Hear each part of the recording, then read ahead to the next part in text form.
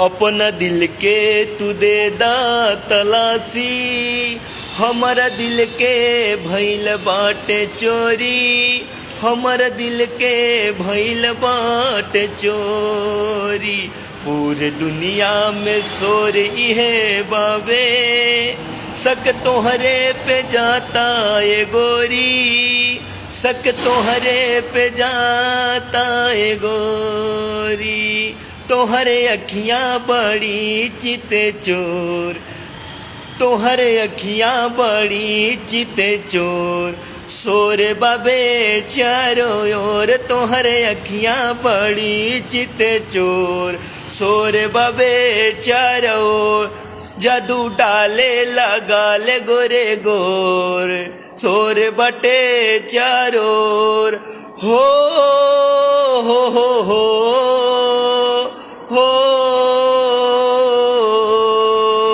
अपन दिल के तू दे दा तलाशी, हमारा दिल के भइल बाटे चोरी, हमार दिल के भइल बाटे चोरी।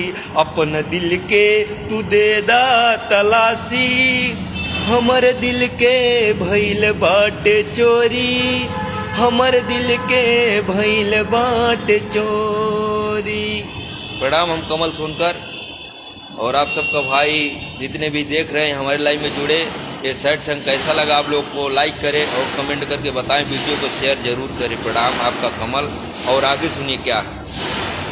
राजा झूठहूँ लगावे इंजाम, ई काम नइखे हमरे हा। ए राजा झूठहूँ लगावे इंजाम, ई काम नइखे हमरे हा।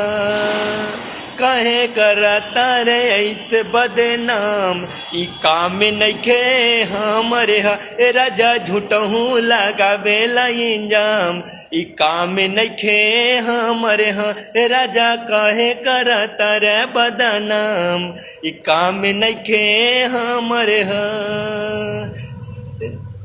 हमारा दिल में तू डललू हटाका, अपन दिल के देखावा तिजोरी, अपन दिल के देखावा तिजोरी।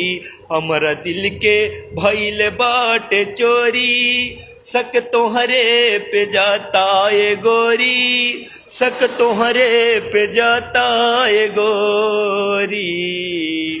पूरे दुनिया में शोर इहे बावे, शक तोहरे पे जाता ये गोरी, शक तोहरे पे जाता ये गोरी। तोहरे अखियाँ बड़ी चिते चोर, शोर बाबे चारों ओर, जादू डाले लगाल गोरे गोर। शोर बाबे चारों ओर। प्रणाम, हम कमल सोनकर। सबके लाइव में जुड़ जाए। वीडियो को ज़्यादा से ज़्यादा शेयर करी, लाइक करी, कमेंट में करके बताए। हम गरीब आदमी है, या 5 महीने की सपोर्टी में पहने वाली 5 महीने काम करता नहीं। आपका कमल, आप लोग ज़रूर शेयर करें, जबकि हम अपने भेष में आ जाए और अच्छा अच्छा गाना गाएं। और हम इस वीडियो में हमारा गाना आ ही रहा है, तो कम से कम ये वर्दी तो उतर जाए, आप लोग का सेहरा पहन लो। इसके बाद पूरे दुनिया में तहलका मचाओ। जितने भी हमारे फैंस लोग हैं, जितने हमारे माई बहन बेटी, ये शादी विवाह में चलने वाला गीत है, बहुत अच्छा गीत है, आप ज़रूर सुनिए। अगर आपको वीडियो अच्छा लगेगा, गाना अच्छा लगे तो आप लाइक करना और शेयर वीडियो करना। प्रणाम, आपका कमल आपके पास है और आपसे विनम्र निवेदन करता है और करेगा ही। ठीक,